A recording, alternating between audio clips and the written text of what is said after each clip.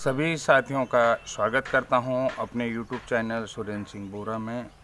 साथियों, आपको एक चीज़ बता देता हूं कि जैसा कि आपने देखा है कि पिछली सुनवाई में जो है कि short counter affidavit on behalf of respondent number 3 national council for teacher education NCTE की तरफ से जो है कि माननीय हाई कोर्ट नैनीताल में दाखिल किया गया था।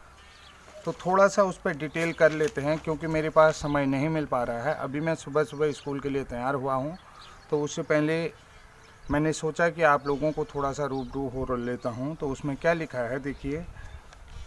जो पहला हमारा बिंदु है, प्रतिवादी संख्या 3 की ओर से हलफनामे को दाखिल करने के लिए विधिवत अधिकृत किया गया, यानी कि NCTE को विधिवत अधिकृत किया गया है क्योंकि अभी साक्षी पूरी तरह से परिचित है, मामले के तथ्य और परिस्थितियों को निम्नानुसार बयान देने की स्थिति में है।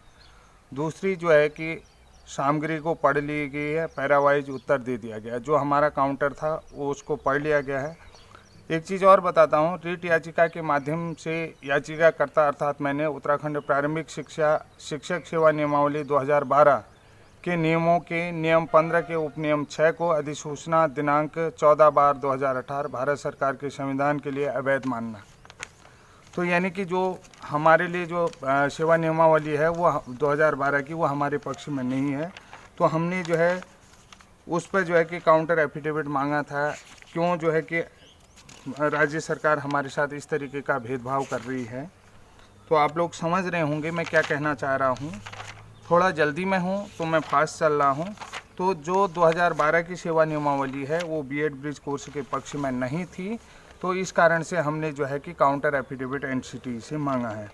तो NCTE के रेगुलेशन 2014 पैरा 6 NCTE के रेगुलेशन को NCTE यानी विनिमयों के शिक्षक प्रशिक्षण कार्यक्रम विनिमय यानी कि 6 माह तुल्यता प्रदान करने का अधिकार देता है। ये जो 6 महीने का ब्रिज कोर्स 6 जो है कि वो तुल्यता प्रदान किसी में जो है कि आप जो है कंपेयर कर सकते हैं, ठीक है।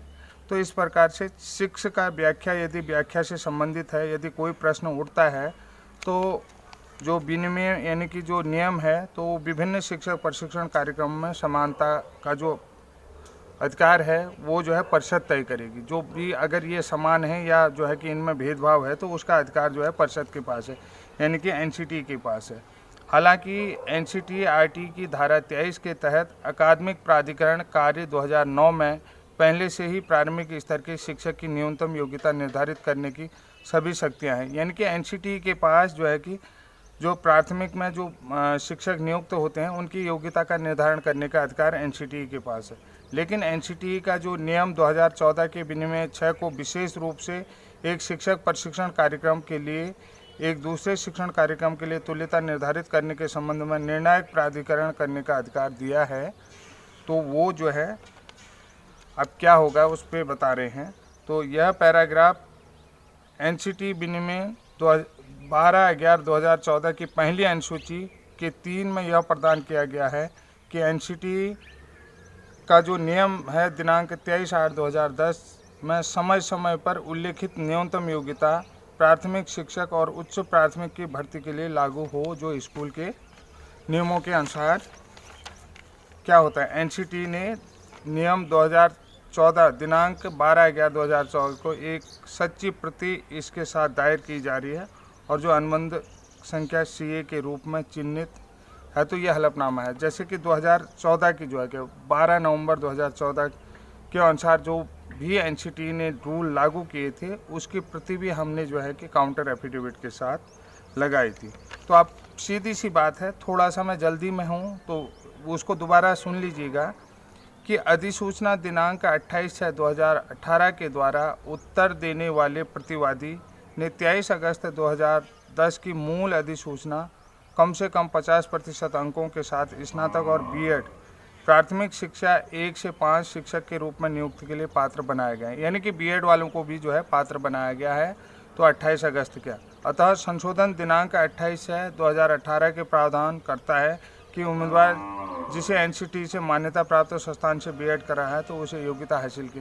यानी कि NCTE ने किसी भी तरीके से किसी को भी वो नहीं करा, प्रायोरिटी नहीं दी कि उन्होंने कहा कि B.Ed वाले भी जो है कि प्राइमरी में टीचर बन सकते हैं, ये जो है कि 2018 के अधिसूचना की बात कर रहे हैं। अब आपको एक चीज़ बता देता हूँ, उसे कक्षा 1 से 5 तक शिक्षक के रूप में नियुक्ति के लिए विचार किया जाएगा, बशर्ते शिक्षक के रूप में नियुक्त व्यक्ति को प्राथमिक शिक्षक के रूप में ऐसी नियुक्तियों के 2 साल के भीतर एनसीटी द्वारा मान्यता प्राप्त प्रारंभिक शिक्षक में 6 महीने का ब्रिज कोर्स अनिवार्य है।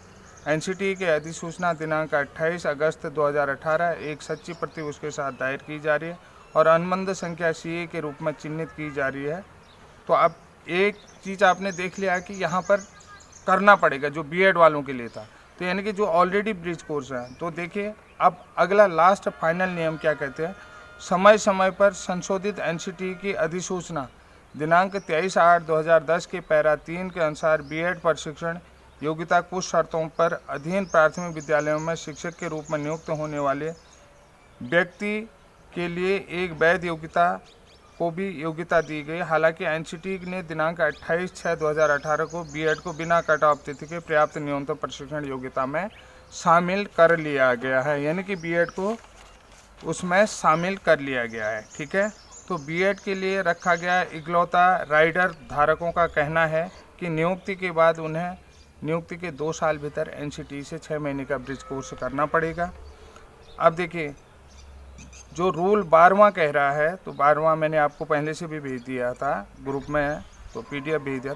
एनसीटी के अधिसूचना बीएड के साथ एनआईओएस का 6 महीने का ब्रिज कोर्स कार्यक्रम प्राथमिक विद्यालयों में शिक्षक के रूप में नियुक्त होने वाले उम्मीदवारों के लिए प्राप्त न्यूनतम प्रशिक्षण योग्यता है और आरटीई के अधिनियमों के अनुसार है। इसलिए राज्य सरकार द्वारा आवश्यक संबंध में राज्य सरकार द्वारा बनाए गए नियमों में संशोधन के तहत 14/2018 में एनसीटी के नियमों के अनुसार नहीं है। यानी कि हमने कहा कि ये एनसीटी के नियमों जो हमने प्रशिक्षण योग्यता ली है, तो जो एनसीटी ने जो नियम बनाए हैं राज्य सरकार के नियम एनसीटी के नियमों के अनुसार नहीं है, यानी कि हमने इसको कोर्ट में चैलेंज किया है। तो ये बात जो है कि एनसीटी ने भी स्वीकार कर लिया है जो राज्य सरकार के नियम हैं। अब आपको यहाँ पर ये बता देता हूँ, जो राज्य सरकार के नियम हैं वो एनसीटी के नियमों के अनुसार नहीं है। अब एनसीटी के नियम यानी कि 14/2018 में एनसीटी ने जो नियम बनाए हैं उनके अनुसार नहीं है। ठीक है, जो शिक्षक यह कि उत्तर देने वाले पेटेंट लाइव तक आवश्यक हो, मान्य हो, न्यायालय के समक्ष अतिरिक्त हलफनामा दायर करने के अपने अधिकार की अनुमति दे सकता है। यानी कि पूर्वगामी दलीलों को ध्यान में रखते हुए माननीय न्यायालय ने वर्तमान में संक्षिप्त प्रति शपथ पत्र का रिकॉर्ड स्वीकार कर लिया है। तो आपको मैं बता देता हूँ जो भी हमारी बातें हैं उस सब का रिकॉर्ड माननीय न्यायालय माननीय हाईकोर्ट ने स्वीकार कर लिया है। ये चीज़ें आपको मैंने पूरे नियमों के अनुसार बता दिया है। तो साथियों, अगर आपको कोई भी डाउट लगे तो एक बार दोबारा से सुन लीजिए, क्योंकि मुझे विद्यालय के जाने के लिए देर हो रही है, तो इस कारण से मैंने जल्दी से जल्दी मैंने सोचा कि थोड़ा सा हल्का हल्का पेटेंट आपको बता लेता हूं, क्योंकि अंग्रेजी में जो है कि सारा हलफनामा था, काउंटर एफिडेविट था, तो उसको समझने में बहुत सारे साथियों को दिक्कत होगी। तो इसलिए मैंने अपनी तरफ से पूरी कोशिश करी है कि आप लोगों से इंटरेक्ट रहूं और आप लोगों से बातचीत बराबर बने रहे। आगे हमारी अग्रिम कार्रवाई चल रही है जिसके लिए विपिन भंडारी जी को सारे अधिकार हैं, उनको प्राधिकार जो है प्रदत्त कर दिए गए हैं। विपिन अधिकारी जी का जो भी डिसीजन होगा वो सभी लोगों को मान्य होगा। वो क्या चाहते हैं क्या नहीं करना चाहते हैं उसमें जो है कि हम अपने स्तर से कार्रवाई करेंगे।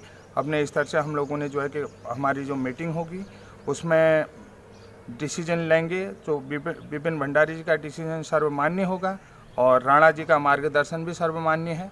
तो इसलिए जो है कि मैं तो अभी सिर्फ आप लोगों को यही चीज़ कह सकता हूं कि जहां पर कोई दिक्कतें हों तो यानी कि जिसको कहते हैं कि एक जिम्मेदार नागरिक की तरह मैं अपनी भूमिका निभाते रहूँगा। और आप लोगों को जहाँ पर समझ में नहीं आएगा, मैंने दोबारा से आपको पीडीएफ दे रखा है, तो पीडीएफ को समझने का प्रयास करिएगा। तब तक के लिए जय हिंद, जय उत्तराखंड।